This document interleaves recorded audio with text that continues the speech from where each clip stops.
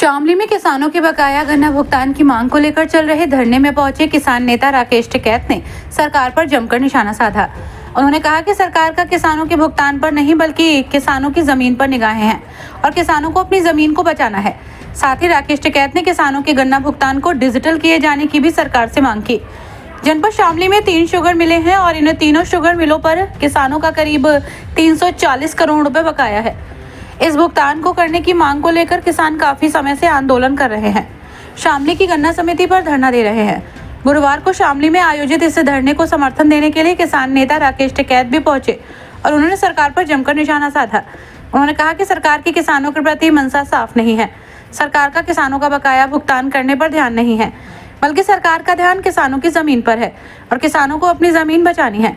साथ ही राकेश टिकैत ने कहा कि गन्ना किसानों का भुगतान भी डिजिटल होना चाहिए, जिससे कि किसानों की गन्ने की पर्ची टूटते ही उनके खाते में सीधा पेमेंट पहुंच सके। उन्होंने मिल मालिक की मनसा पर भी सवाल उठाए। उन्होंने कहा कि शुगर मिल के मालिक अपने अन्य उद्योग धंधों में गन्ना किसानों का पैसा लगा देते हैं और किसानों का भुगतान नहीं करते। ये सरासर मनमानी है। जब तक सरकार इन मिल मालिकों पर सख्ती नहीं करतेगी, तब तक किसानों की ये समस्या बनी रहेगी।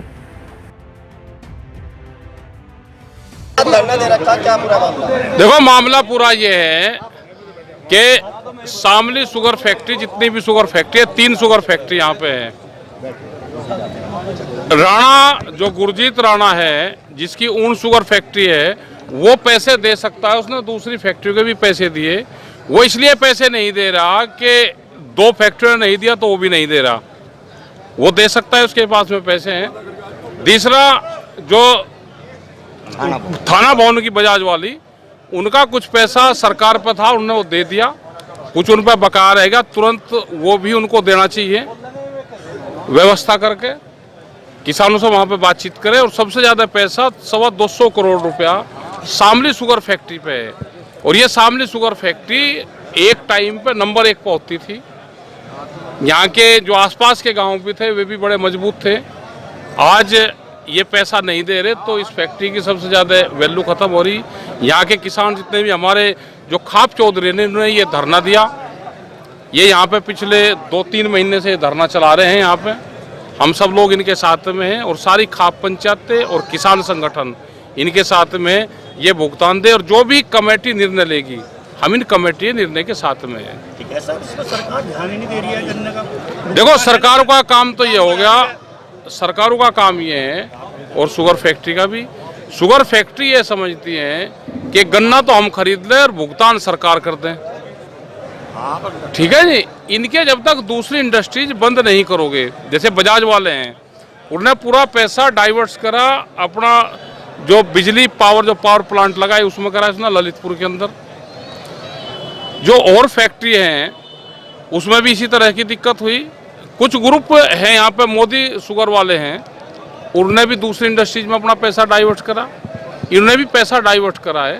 भाई, क्यों पैसा नहीं दे रहे? किसानों की कोई जिम्मेदारी नहीं है। जिम्मेदारी ये है कि डिजिटल भुगतान सरकार करवाए। सरकार उस पर ध्यान दे कि डिजिटल करवाए भुगतान।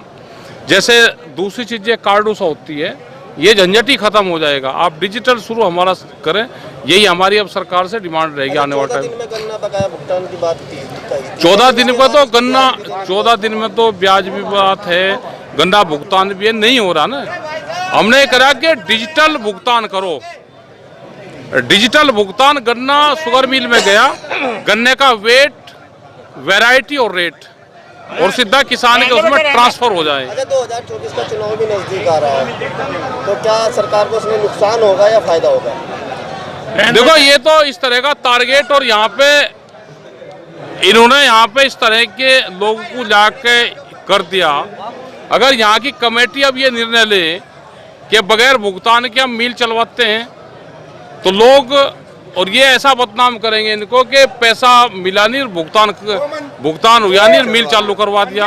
और अगर शुगर फैक्ट्री चालू नहीं होती तो किसान बर्बाद होगा। तो दोनों चीजों से इस तरह से फंसा दिया पूरी कमेटी को भी, हम सब लोगों को, यहाँ के पूरे क्षेत्र को।